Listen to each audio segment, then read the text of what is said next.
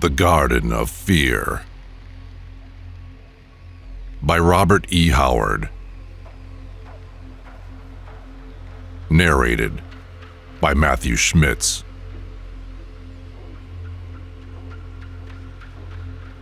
Once, I was Hunwulf, the Wanderer.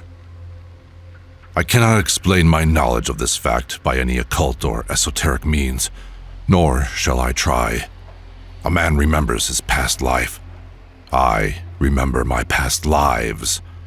Just as a normal individual recalls the shapes that were him in childhood, boyhood, and youth, so I recall the shapes that have been James Allison in forgotten ages.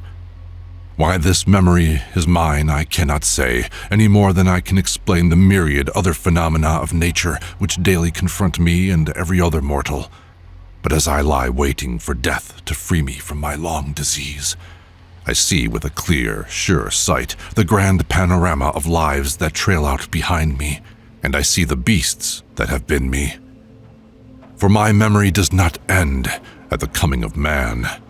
How could it, when the beast so shades into man that there is no clearly divided line to mark the boundaries of bestiality? At this instant, I see a dim twilight vista among the gigantic trees of a primordial forest that never knew the tread of a leather-shod foot. I see a vast, shaggy, shambling bulk that lumbers clumsily, yet swiftly, sometimes upright, sometimes on all fours. He delves under rotten logs for grubs and insects. His small ears twitch continually. He lifts his head and bares yellow fangs. He is primordial, bestial, anthropoid. Yet I recognize his kinship with the entity now called James Allison. Kinship? Say rather oneness. I am he is I. My flesh is soft and white and hairless, his is dark and tough and shaggy. Yet we were one, and already in his feeble, shadowed brain are beginning to stir and tingle the man-thoughts and the man-dreams, crude, chaotic, fleeting, yet the basis for all the high and lofty visions men have dreamed in all the following ages. Nor does my knowledge cease there. It goes back, down immemorial vistas I dare not follow, to abysses too dark and awful for the human mind to plumb. Yet even there, I am aware of my identity, my individuality. I tell you, the individual is never lost, neither in the black pit from which we once crawled, blind, squalling, and noisome, or in that eventual nirvana in which we shall one day sink, which I have glimpsed afar off, shining as a blue twilight lake among the mountains of the stars. But enough. I would tell you of Hunwulf. Oh, it was long, long ago. How long ago I dare not say. Why should I seek for paltry human comparisons to describe a realm indescribably, incomprehensibly distant? Since that age, the earth had altered her contours not once, but a dozen times, and whole cycles of mankind have completed their destinies. I was Hunwulf, a son of the golden-haired Aesir, who, from the icy plains of shadowy Asgard, sent blue-eyed tribes around the world in century-long drifts to leave their trails in strange places. On one of those southward drifts, I was born, for I never saw the homeland of my people, where the bulk of the Nordemir still dwelt in their horse-hide tents among the snows. I grew to manhood on that long wandering, to the fierce, sinewy, untamed manhood of the Aesir, who knew no gods but Ymir of the frost-rimmed beard, and whose axes are stained with the blood of many nations. My thews were like woven steel cords. My yellow hair fell in a lion-like mane to my mighty shoulders. My loins were girt with leopard skin. With either hand, I could wield my heavy flint-headed axe. Year by year, my tribe drifted southward, sometimes swinging in long arcs to east or west, sometimes lingering for months or years in fertile valleys or plains where the grass-eaters swarmed, but always forging slowly and inevitably southward. Sometimes our way led through vast and breathless solitudes that had never known a human cry, Sometimes strange tribes disputed our course, and our trail passed over blood-stained ashes of butchered villages. And amidst this wandering, hunting, and slaughtering, I came to full manhood and the love of Gudrun. What shall I say of Gudrun? How describe color to the blind? I can say that her skin was whiter than milk, that her hair was living gold with the flame of the sun caught in it, that the supple beauty of her body would shame the dream that shaped the Grecian goddesses. But I cannot make you realize the fire and wonder that was Gudrun. You have no basis for comparison. You know womanhood only by the women of your epoch, who, beside her, are like candles beside the glow of the full moon. Not for a millennium of millenniums have women like Gudrun walked the earth. Cleopatra, Thais, Helen of Troy, they were but pallid shadows of her beauty, frail mimicries of the blossom that blooms to full glory only in the primordial. For Gudrun, I forsook my tribe and my people, and went into the wilderness, an exile and an outcast with blood on my hands. She was of my race, but not of my tribe, a waif whom we found as a child wandering in a dark forest, lost from some wandering tribe of our blood. She grew up in the tribe, and when she came to the full ripeness of her glorious young womanhood, she was given to Heimdall the strong, the mightiest hunter of the tribe. But the dream of Gudrun was madness in my soul, a flame that burned eternally, and for her I slew Heimdall, crushing his skull with my flint-headed axe ere he could bear her to his horse-hide tent. And then follows our long flight from the vengeance of the tribe. Willingly, she went with me, for she loved me with the love of the Aesir women, which is a devouring flame that destroys weakness. Oh, it was a savage age, when life was grim and blood-stained, and the weak died quickly. There was nothing mild or gentle about us. Our passions were those of the tempest, the surge and impact of battle, the challenge of the lion. Our loves were as terrible as our hates. And so, I carried Gudrun from the tribe, and the killers were hot on our trail. For a night and a day, they pressed us hard, until we swam a rising river, a roaring, foaming torrent that even the men of the Aesir dared not attempt. But in the madness of our love and recklessness, we buffeted our way across, beaten and torn by the frenzy of the flood, and reached the farther bank alive. Then, for many days we traversed upland forests haunted by tigers and leopards until we came to a great barrier of mountains, blue ramparts climbing awesomely to the sky. Slope piled upon slope. In those mountains, we were assailed by freezing winds and hunger, and by giant condors which swept down upon us with a thunder of gigantic wings. In grim battles in the passes, I shot away all my arrows and splintered my flint-headed spear. But at last, we crossed the bleak backbone of the range and, descending the southern slopes, came upon a village of mud huts among the cliffs, inhabited by a peaceful, brown-skinned people who spoke a strange tongue and had strange customs. But they greeted us with the sign of peace and brought us into their village, where they set meat and barley bread and fermented milk before us, and squatted in a ring about us while we ate, and a woman slapped softly on a bowl-shaped tom-tom to do us honor. We had reached their village at dusk, and night fell while we feasted. On all sides rose the cliffs and peaks, shouldering massively against the stars. The little cluster of mud huts and the tiny fires were drowned and lost in the immensity of the night. Gudrun felt the loneliness, the crowding desolation of that darkness, and she pressed close to me, her shoulder against my breast, but my axe was close at my hand, and I had never known the sensation of fear. The little brown people squatted before us, men and women, and tried to talk to us with motions of their slender hands. Dwelling always in one place, in comparative security, they lacked both the strength and the uncompromising ferocity of the nomadic Aesir.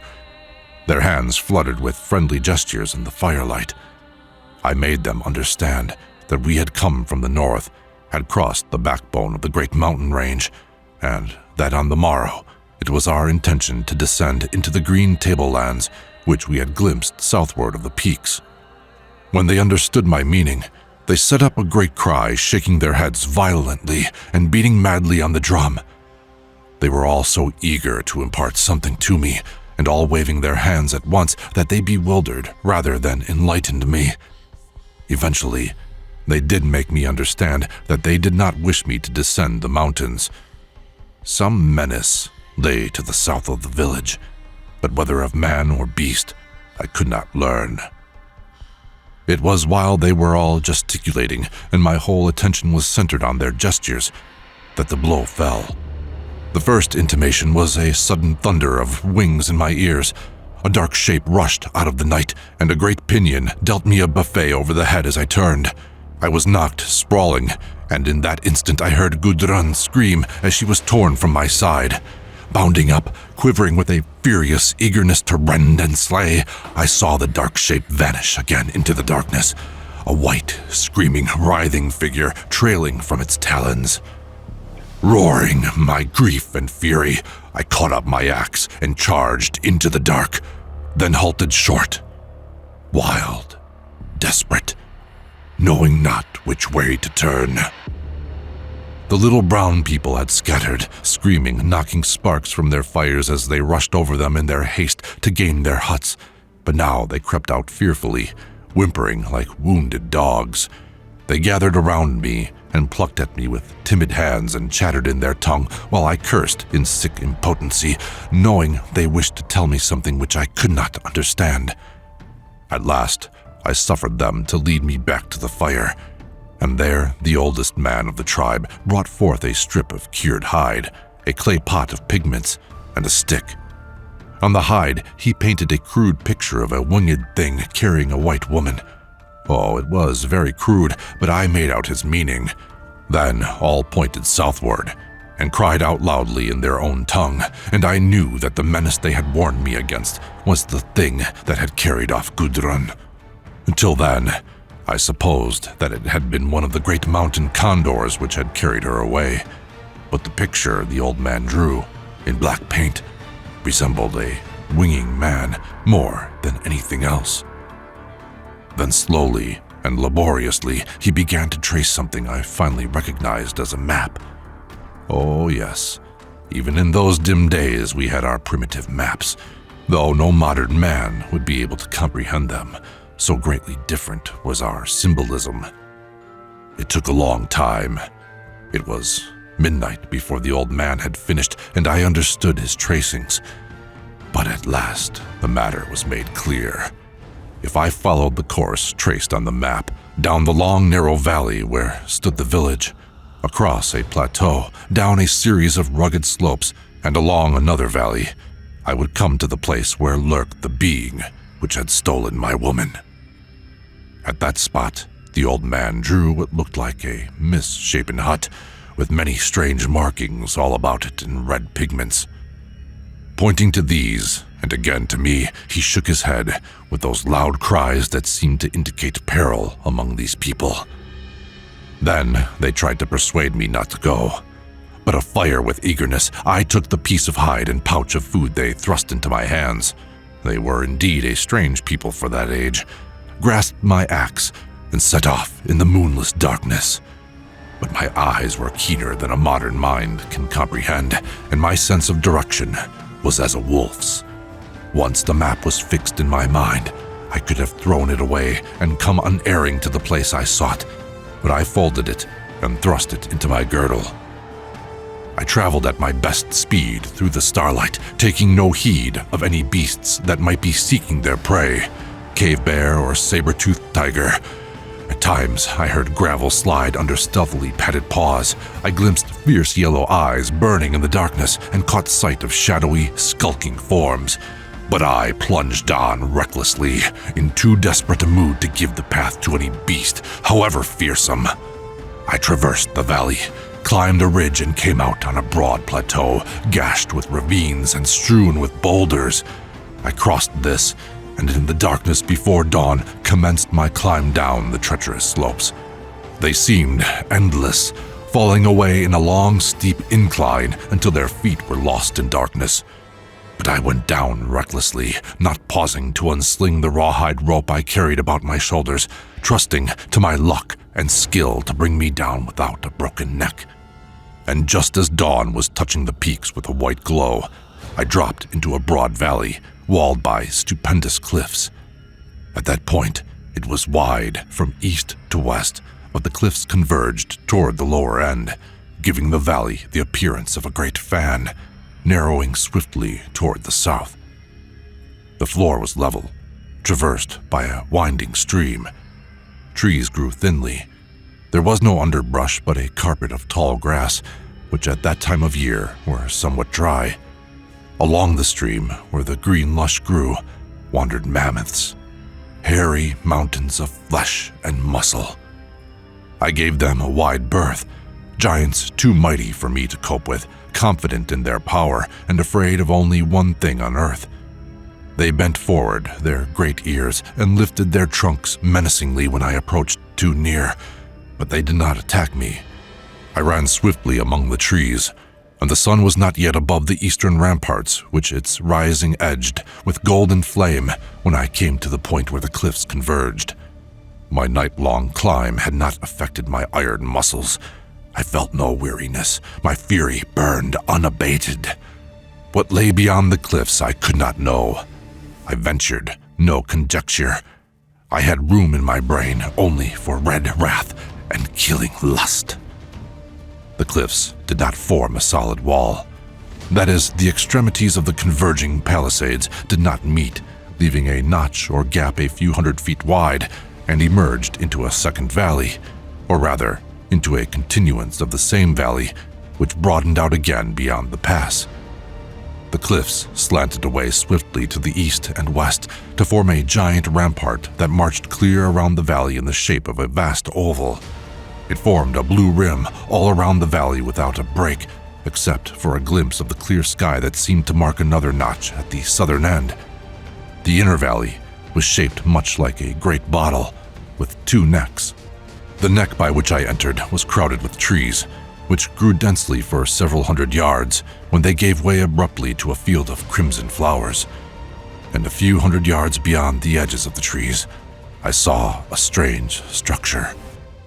I must speak of what I saw not alone as Hunwolf, but as James Allison as well, for Hunwolf only vaguely comprehended the things he saw, and as Hunwolf he could not describe them at all. I, as Hunwolf, knew nothing of architecture. The only man-built dwelling I had ever seen had been the horsehide tents of my people, and the thatched mud huts of the Barley people, and other people equally primitive. So as Hunwolf, I could only say that I looked upon a great hut, the construction of which was beyond my comprehension. But I, James Allison, knew that it was a tower, some 70 feet in height, of a curious green stone, highly polished, and of a substance that created the illusion of semi-translucency. It was cylindrical, and as near as I could see, without doors or windows. The main body of the building was perhaps 60 feet in height, and from its center rose a smaller tower that completed its full stature. This tower, being much inferior in girth to the main body of the structure, and thus surrounded by a sort of gallery with a crenellated parapet, and was furnished with both doors curiously arched and windows thickly barred as I could see even from where I stood. That was all. No evidence of human occupancy, no sign of life in all the valley. But it was evident that this castle was what the old man of the mountain village had been trying to draw, and I was certain that in it I would find Gudrun, if she still lived. Beyond the tower, I saw the glimmer of a blue lake into which the stream, following the curve of the western wall, eventually flowed. Lurking amid the trees, I glared at the tower and at the flowers surrounding it on all sides, growing thick along the walls and extending for hundreds of yards in all directions. There were trees at the other end of the valley, near the lake, but no trees grew among the flowers. They were not like any plants I had ever seen. They grew close together, almost touching each other. They were some 4 feet in height, with only one blossom on each stalk, a blossom larger than a man's head, with broad, fleshy petals drawn close together. These petals were a livid crimson, the hue of an open wound. The stalks were thick as a man's wrist, colorless, almost transparent. The poisonously green leaves were shaped like spearheads, drooping on long, snaky stems.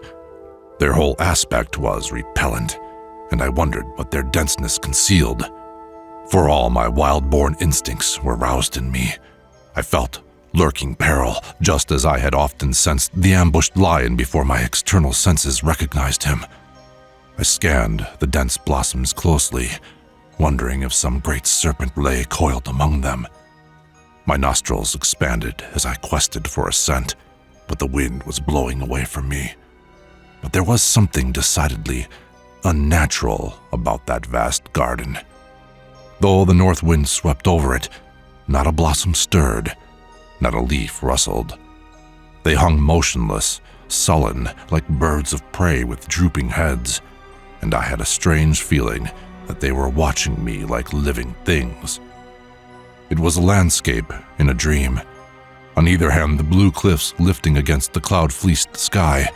In the distance, the dreaming lake, and that fantastic green tower rising in the midst of that livid crimson field.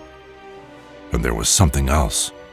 In spite of the wind that was blowing away from me, I caught a scent, a charnel house reek of death and decay and corruption that rose from the blossoms. Then suddenly, I crouched closer in my covert. There was life and movement on the castle. A figure emerged from the tower and, coming to the parapet, leaned upon it and looked out across the valley. It was a man, but such a man as I had never dreamed of, even in nightmares. He was tall, powerful, black with the hue of polished ebony, but the feature which made a human nightmare of him was the bat-like wings which folded on his shoulders. I knew they were wings. The fact was obvious and indisputable. I, James Allison, have pondered much on that phenomenon which I witnessed through the eyes of Hunwulf.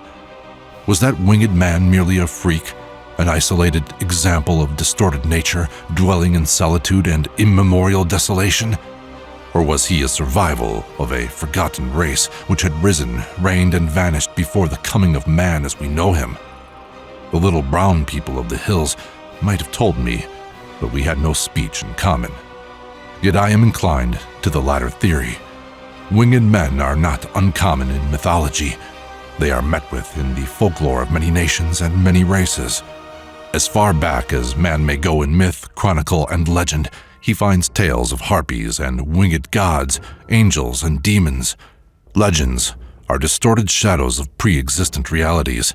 I believe that once a race of winged black men ruled a pre-Adamite world, and that I, Hunwulf, met the last survivor of that race in the Valley of the Red Blossoms. These thoughts I think as James Allison, with my modern knowledge which is as imponderable as my modern ignorance. I, Hunwulf, indulged in no such speculations. Modern skepticism was not a part of my nature, nor did I seek to rationalize what seemed not to coincide with a natural universe. I acknowledged no gods but the Ymir and his daughters, but I did not doubt the existence, as demons, of other deities, worshipped by other races. Supernatural beings of all sorts fitted into my conception of life and the universe. I no more doubted the existence of dragons, ghosts, fiends, and devils than I doubted the existence of lions and buffaloes and elephants. I accepted this freak of nature as a supernatural demon and did not worry about its origin or source, nor was I thrown into a panic of superstitious fear. I was a son of Asgard, who feared neither man nor devil, and I had more faith in the crushing power of my flint axe than in the spells of priests or the incantations of sorcerers. But I did not immediately rush into the open and charge the tower. The wariness of the wild was mine, and I saw no way to climb the castle. The winged man needed no doors on the side because he evidently entered at the top, and the slick surface of the walls seemed to defy the most skillful climber.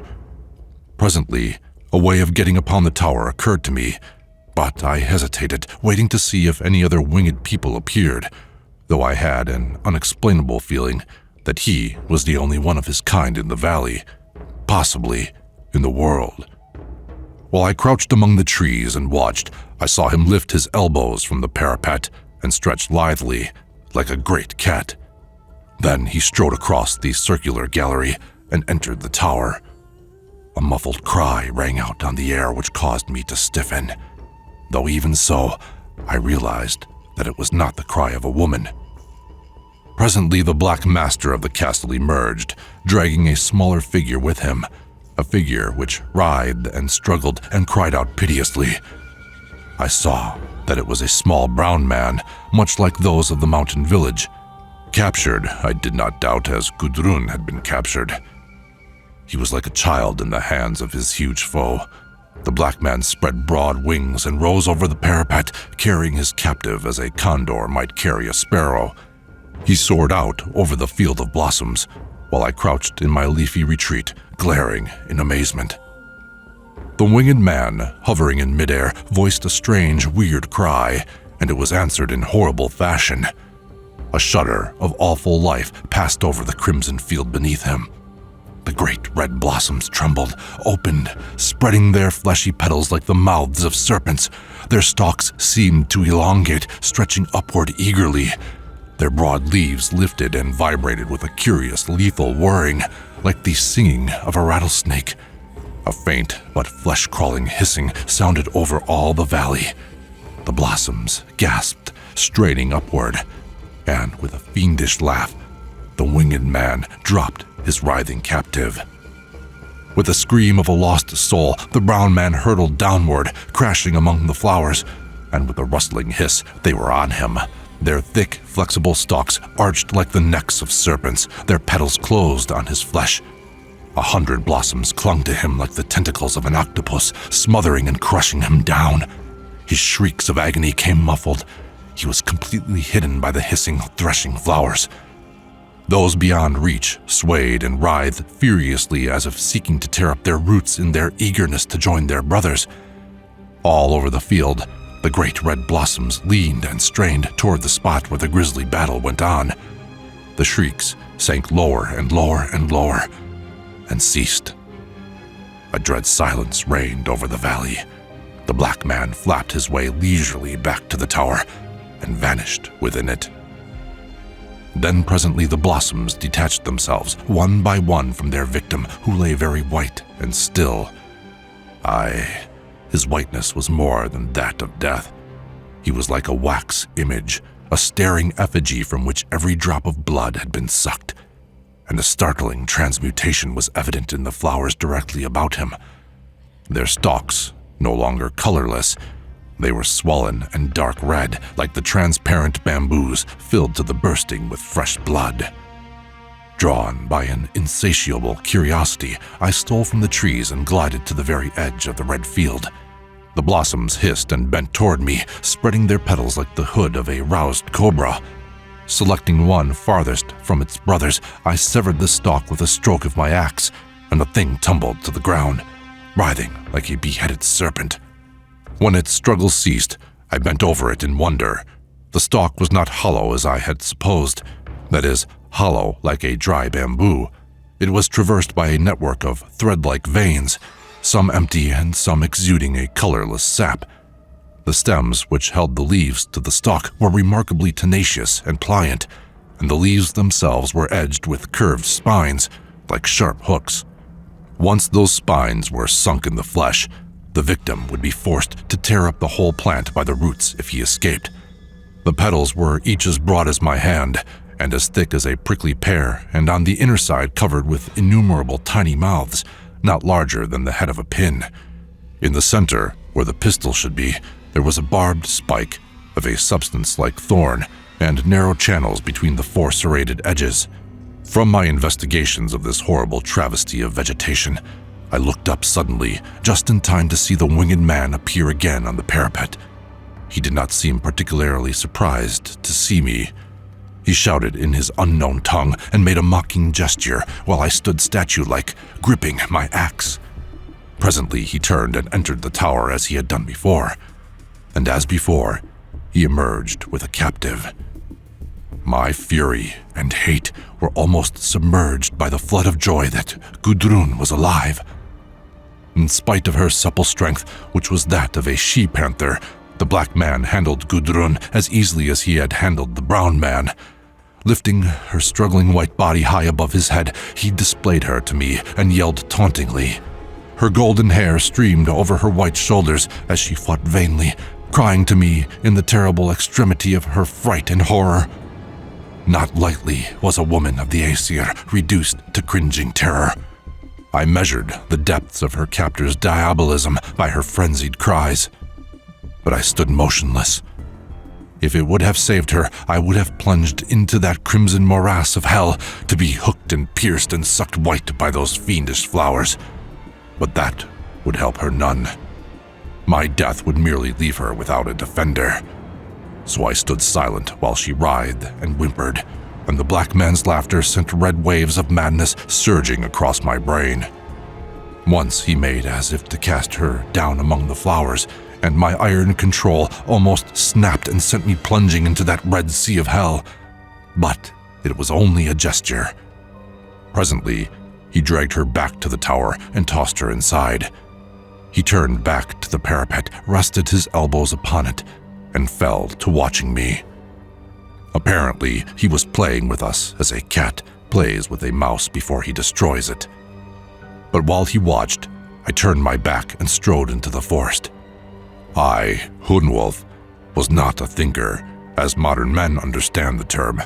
I lived in an age where emotions were translated by the smash of a flint axe rather than by the emanations of the intellect. Yet I was not the senseless animal the black man evidently supposed me to be. I had a human brain, whetted by the eternal struggle for existence and supremacy. I knew I could not cross that red strip that banded the castle, alive. Before I could take a half-dozen steps, a score of barbed spikes would be thrust into my flesh, their avid mouths sucking the blood from my veins to feed their demoniac lust. Even my tigerish strength would not avail to hew a path through them. The winged man did not follow. Looking back, I saw him still lounging in the same position. When I, as James Allison, dream again the dreams of Hunwolf, that image is etched in my mind, that gargoyle figure with elbows propped on the parapet like a medieval devil brooding on the battlements of hell. I passed through the straits of the valley and came into the vale beyond, where the trees thinned and the mammoths lumbered along the stream. Beyond the herd I stopped, and drawing a pair of flints into my pouch, stooped and struck a spark on the dry grass. Running swiftly from chosen place to place, I set a dozen fires in a great semicircle. The north wind caught them, whipped them into eager life, drove them before it. In a few moments, a rampart of flame was sweeping down the valley. The mammoths ceased their feeding, lifted their great ears and bellowed alarm. In all the world, they feared only fire. They began to retreat southward, the cows herding the calves before them, bulls trumpeting like the blast of Judgment Day. Roaring like a storm, the fire rushed on, and the mammoths broke and stampeded, a crushing hurricane of flesh, a thundering earthquake of hurtling bone and muscle. Trees splintered and went down before them. The ground shook under their headlong tread. Behind them came the racing fire, and on the heels of the fire came I, so closely that the smoldering earth burnt the moose-hide sandals off my feet. Through the narrow neck they thundered, leveling the dense thickets like a giant scythe. Trees were torn up by the roots. It was as if a tornado had ripped through the pass. With a deafening thunder of pounding feet and trumpeting, they stormed across the sea of red blossoms. Those devilish plants might have even pulled down and destroyed a single mammoth, but under the impact of the whole herd, they were no more than common flowers. The maddened titans crashed through and over them, battering them to shreds, hammering, stamping them into the earth which grew soggy with their juice. I trembled for an instant, fearing the brutes would not turn aside for the castle, and dubious of even it being able to withstand that battering ram concussion. Evidently, the winged man shared my fears, for he shot up from the tower and raced off through the sky toward the lake. but one of the bulls butted head-on into the wall, was shunted off the smooth, curving surface, caromed into the one next to him, and the herd split and roared by the tower on either hand, so closely their hairy sides rasped against it. They thundered on through the red field toward the distant lake. The fire, reaching the edge of the trees, was checked. The smashed, sappy fragments of the red flowers would not burn. Trees, fallen or standing, smoked and burst into flame, and burning branches showered around me as I ran through the trees and out into the gigantic swath the charging herd had cut through the livid field. As I ran, I shouted to Gudrun, and she answered me. Her voice was muffled and accompanied by a hammering on something. The winged man had locked her in a tower. As I came under the castle wall, treading on remnants of red petals and snaky stalks, I unwound my rawhide rope, swung it, and sent its loop shooting upward to catch on one of the merlons of the crenellated parapet. Then I went up it, hand over hand, gripping the rope between my toes, bruising my knuckles and elbows against the sheer wall as I swung about. I was within 5 feet of the parapet when I was galvanized by the beat of wings about my head. The black man shot out of the air and landed on the gallery. I got a good look at him as he leaned over the parapet. His features were straight and regular. There was no suggestion of the negroid about him. His eyes were slanted slits, and his teeth gleamed in a savage grin of hate and triumph. Long he had ruled the Valley of the Red Blossoms, leveling tribute of human lives from the miserable tribes of the hills for writhing victims to feed the carnivorous, half-bestial flowers which were his subjects and protectors. And now I was in his power, my fierceness and craft gone for naught. A stroke of the crooked dagger in his hand, and I would go hurtling to my death. Somewhere, Gudrun, seeing my peril, was screaming like a wild thing, and then a door crashed with a splintering of wood. The black man, intent upon his gloating, laid the keen edge of his dagger on the rawhide strand. Then a strong white arm locked about his neck from behind, and he was jerked violently backward. Over his shoulder, I saw the beautiful face of Gudrun, her hair standing on end, her eyes dilated with terror and fury. With a roar, he turned in her grasp, tore loose her clinging arms, and hurled her against the tower with such force that she lay half-stunned. Then he turned again to me, but in that instant, I had swarmed up and over the parapet and leaped upon the gallery, unslinging my axe. For an instant he hesitated, his wings half lifted, his hand poising on his dagger, as if uncertain whether to fight or to take to the air. He was a giant in stature, with muscles standing out in corded ridges all over him. But he hesitated, as uncertain as a man when confronted by a wild beast. I did not hesitate. With a deep-throated roar, I sprang, swinging my axe with all my giant strength. With a strangled cry, he threw up his arms, but down between them the axe plunged and blasted his head to red ruin. I wheeled toward Gudrun, and struggling to her knees, she threw her white arms about me in a desperate clasp of love and terror, staring awedly to where lay the winged lord of the valley, the crimson pulp that had been his head drowned in a puddle of blood and brains. I had often wished that it were possible to draw these various lives of mine together in one body, combining the experiences of Hunwolf with the knowledge of James Allison. Could that be so, Hunwolf would have gone through the ebony door which Gudrun in her desperate strength had shattered, into that weird chamber he glimpsed through the ruined panels with fantastic furnishings and shelves heaped with rolls of parchment. He would have unrolled those scrolls and pored over their characters until he deciphered them, and read perhaps the chronicles of that weird race whose last survivor he had just slain. Surely, the tale was stranger than an opium dream, and marvelous as the story of lost Atlantis. But Hunwolf had no such curiosity. To him, the tower, the ebony-furnished chamber, and the rolls of parchment were meaningless, inexplicable emanations of sorcery whose significance lay only in their diabolism. Though the solution of mystery lay under his fingers, he was far removed from it as James Allison, millenniums yet unborn. To me, Hunwulf, the castle was but a monstrous trap, concerning which I had but one emotion, and that, a desire to escape from it as quickly as possible. With Gudrun clinging to me, I slid to the ground. Then, with a dexterous flip, I freed my rope and wound it. And after that we went hand in hand along the path made by the mammoths, now vanishing in the distance, toward the blue lake at the southern end of the valley and the notch in the cliffs beyond it.